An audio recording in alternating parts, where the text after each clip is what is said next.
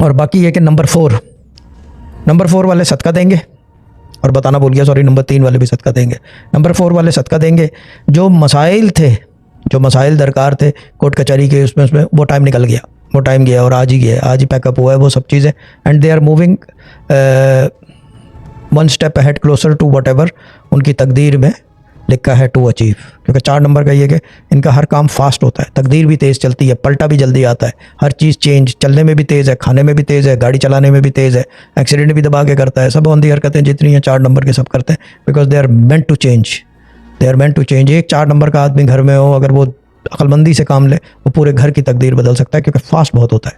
और 4 नंबर वाले star Ruby अगर पहन सकें, सेकेंड हैंड क्या कहते हैं, सेकेंड हैंड नहीं, second finger left hand star Ruby. और 4 नंबर की दूसरी चीज़ ये कि शादियों का भी टाइम आ रहा है, क्योंकि नए वेंचर्स आ रहे हैं इन द कमिंग, ये जो 3 महीने हैं इसके अंदर नए वेंचर्स आ रहे हैं, नए लोग आ रहे हैं, नई चीज़ें हो रही हैं, everything is changing around them.